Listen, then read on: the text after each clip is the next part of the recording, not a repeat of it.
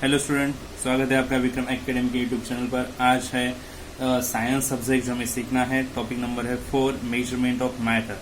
तो चलो देखते हैं टॉपिक में क्या बताया गया है, क्या इंपॉर्टेंट कंसेप्ट यहाँ पे स्टडी करने हैं।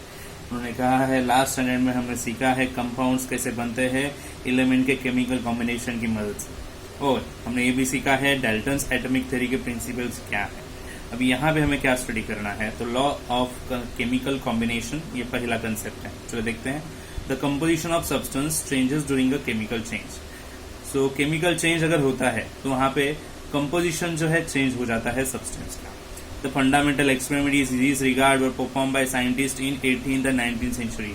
ये एक्सपेरिमेंट्स जो है इससे रिलेटेड परफॉर्म किए गए साइंटिस्ट से 18th and 19th सेंचुरी में। While doing this, they measured accurately the substance used and form। तो तभी उन्होंने मेजर किए थे कि सब्सटेंस कैसे कितने यूज होंगे और कैसे सब्सटेंस फॉर्म होंगे। The scientist Dalton, Thomson and Rutherford studied the structure of substances and the atoms and thus discovered the laws of chemical combination। तो वो टाइम पे जो साइंटिस्ट थे, कुछ साइंटिस्ट के नेम हमें बताए गए हैं, डाल्टन, थॉमसन एंड रुदरफोर्ड। इन्होंने सब्सटेंस का स्ट्रक्चर, एटम एंड ये स्टडी करने के बाद डिस्कवर किया laws of chemical combination. Scientist could then write the molecular formula of various compounds. तभी साइंटिस्ट लिख पाते थे मॉलिक्यूलर फॉर्मूला क्या होंगे अलग अलग कंपाउंड्स के लिए on the basis of Dalton's atomic theory and the loss of chemical combination. ये दो लॉ की मदद से वो कर पाते थे। Here we shall verify the loss of chemical combination by means of non molecular formula. So यहाँ पे हम वेरीफाई करने ही वाले हैं लॉस ऑफ केमिकल कॉम्बिनेशन, जिसे हम बोल सकते हैं मॉलिक्यूलर फॉर्मूला भी। ठीक है, नेक्स्ट है law of conservation of matter. देखते हैं। In the above articles the mass of original matter and the mass of matter newly form as a result of the chemical change are equal. जो ऊपर activity दी गई है आप book में देख सकते हो। ओके, सो ओरिजिनल मैटर उसका मास एंड जो नया बना हुआ जो एटम्स है उसका मास सो इक्वल है। In 1785, the French scientist Antoine Lavoisier inferred from his research that there is no rise or drop in the weight of the matter। तो उन्होंने तब रिसर्च किया था और उन्होंने कहा कि वेट में पुराने वाले और नए वाले जो भी सब्सटेंस रहेंगे उनके वेट में जरा भी चेंज नहीं होगा, ना तो राइज होगा ना फिर वेट कम होगा। So of the matter during a chemical reaction।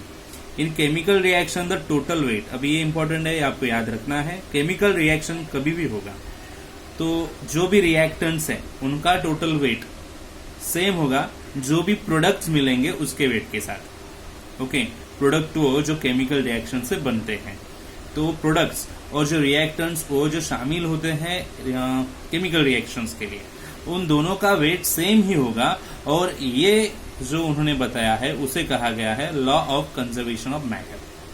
ठीक है, आगे हमें देखना है लॉ ऑफ कांस्टेंट प्रोपोर्शन। चलो फोकस करो। Law of constant proportion. In 1794 the French scientist J.L. Proust stated that the law of constant proportion. तो उन्होंने law of constant proportion state किया था। क्या है वो यहां से है। The proportion by weight of the constituent element in the various samples of a compound is fixed।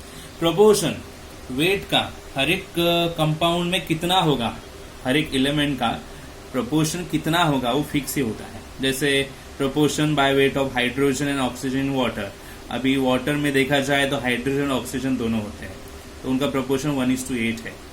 Okay, this means that 9 gram of water is formed by the chemical combination of 1 gram hydrogen and 8 gram oxygen। मतलब 9 gram water अगर create होना है तो chemical combination में 1 gram hydrogen और 8 gram oxygen होगा। Similarly the proportion by weight of carbon and oxygen in carbon dioxide. तो carbon dioxide में जो 3:8 रेशियो होता है, तो इसका मतलब 44 ग्राम ऑफ कार्बन डाइऑक्साइड होगा तो 12 ग्राम ऑफ कार्बन भी होगा उसमें। सो 32 ग्राम ऑक्सीजन होगा, सॉरी 44 ग्राम कार्बन डाइऑक्साइड होगा तो 12 ग्राम कार्बन होगा उसमें और 32 ग्राम क्या होगा, ऑक्सीजन होगा। सो ये प्रोपोर्शन पहले से ही फिक्स होता है, यानी 3:8। ओके, तो इसीलिए उन्होंने कहा है लॉ ऑफ कांस्टेंट प्रोपोर्शन। कौन से साइंटिस्ट ने? J.L. Proust। ठीक है, नेक्स्ट कंसेप्ट हमें देखना है atom size, mass and valency. ठीक है, तो चलो स्टडी करते हैं। We have learn that the centre of atom as a molecules and that there are moving electrons in the extra nuclear part. The electrons are negatively charged elementary particles while the elementary particles that make up nucleus are positively charged.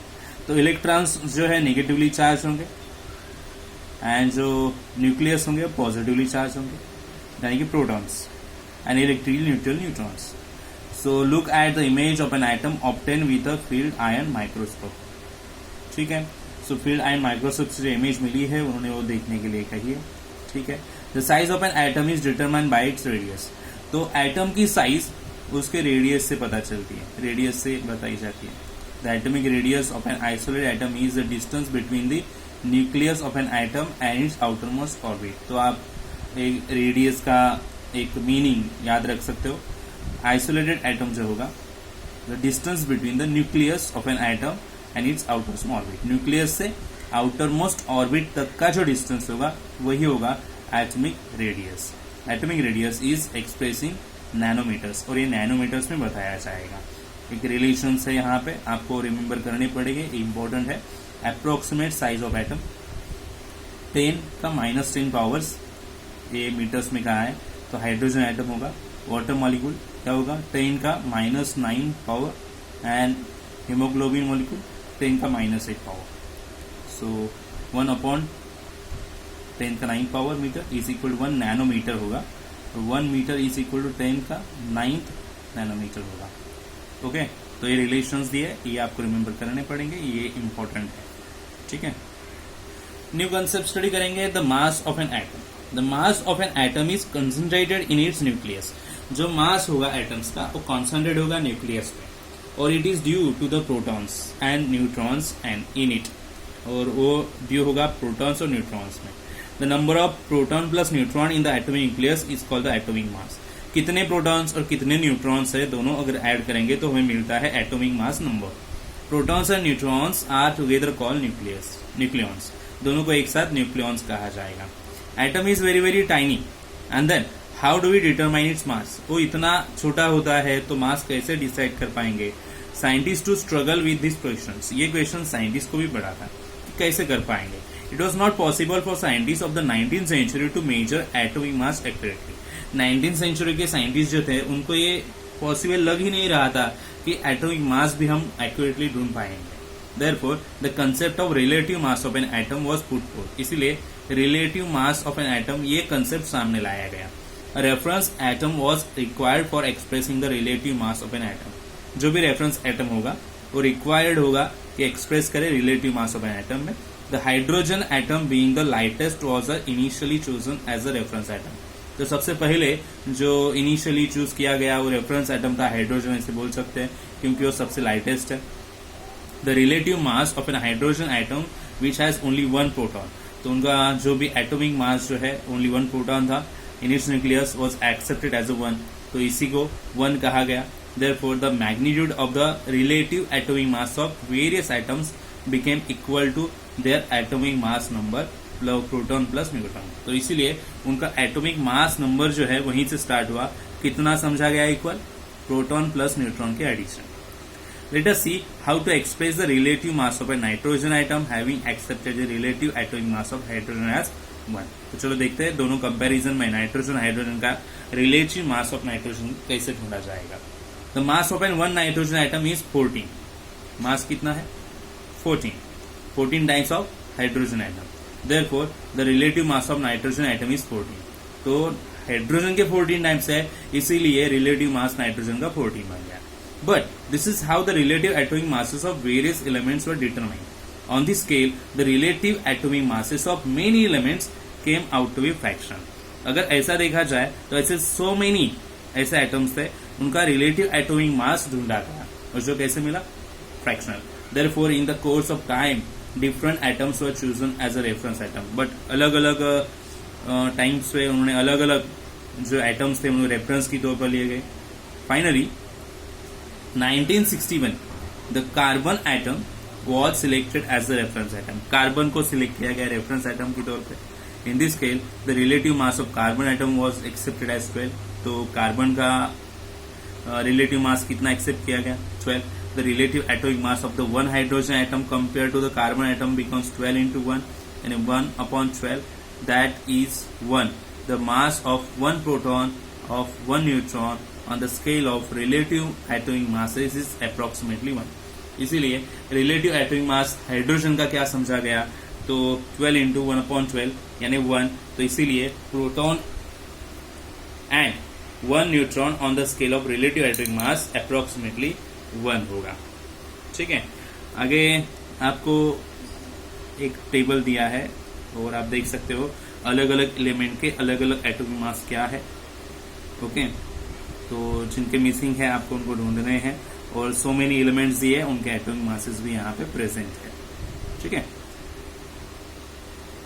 Today we are highly accurate methods of measuring the mass of an atom directly. आज हमारे पास ऐसे methods हैं जो highly accurate बताते हैं कि atomic mass क्या होगा। Hence instead of relative mass, तो रिलेटिव मास की जगह पे unified mass has now been accepted. तो यूनिफाइड मास एक्सेप्ट किया गया है as the unit of atomic mass. It is called Dalton, उसे डाल्टन भी बोल सकते हैं। इट सिंबल इज यू, इस तरह से डाल्टन का सिंबल है। One u is equal to 1.66053904 into 10 का -27 पावर kg। इस तरह से रिलेशन है, ये पता चलता है यहाँ पे। ठीक है, आगे कंसेप्ट है केमिकल सिंबल ऑफ एलिमेंट और यहाँ से स्टार्ट होता है। Dalton use certain science represent elements. Dalton ने अलग अलग साइंस यूज किए एलिमेंट्स को रिप्रेजेंट करने के लिए, जैसे कि पॉइंट यूज किया हाइड्रोजन के लिए, सर्कल में C यूज किया कॉपर के लिए। Today we use the symbols determined by IUPAC।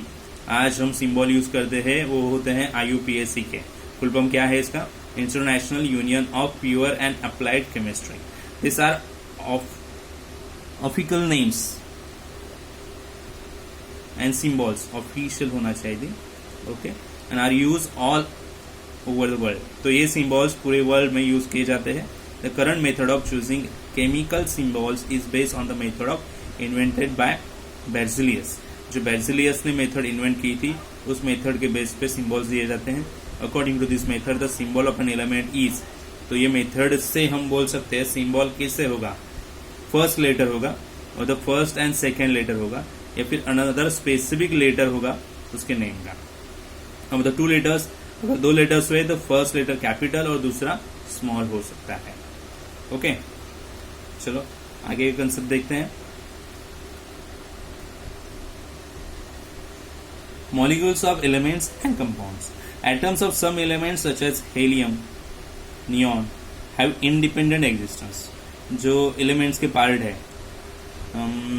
Atoms है, एलिमेंट्स है, हेलियम, नियॉन, अलग अलग उनका एक्सिस्टेंस है। It means that this elements are in mono atomic molecular state. हम ऐसे बोल सकते हैं कि वो कौन से स्टेट में? Mono atomic molecular.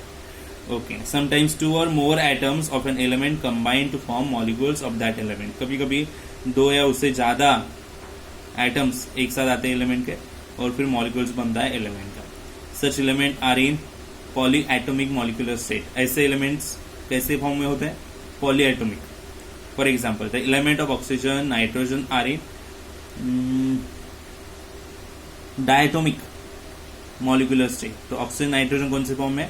Diatomic. O2, N2 ऐसे नेम्स दिए जाते हैं। When atoms of different elements combine with each other, अगर अलग अलग एलिमेंट्स के एटम्स एक साथ कंबाइन हो गए, the molecules of compounds are form, तो कंपाउंड्स के मॉलिक्यूल्स बनेंगे। In other words compounds are form by chemical attraction between different elements. ऐसा ही बोल सकते हैं हम, कंपाउंड्स होंगे अलग अलग केमिकल अट्रैक्शन की वजह से उनके बीच में।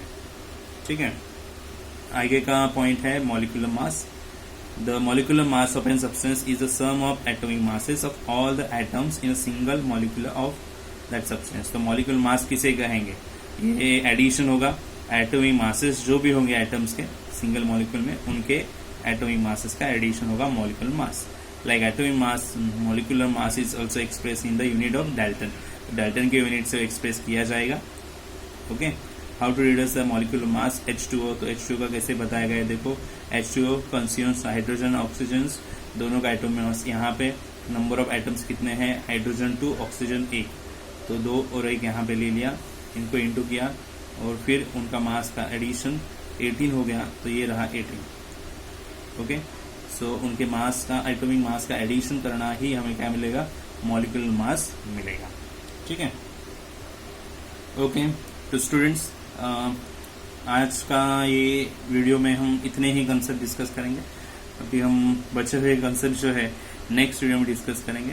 तो मिलते हैं हम नेक्स्ट वीडियो में, तब तक के लिए गुड बाय, टेक।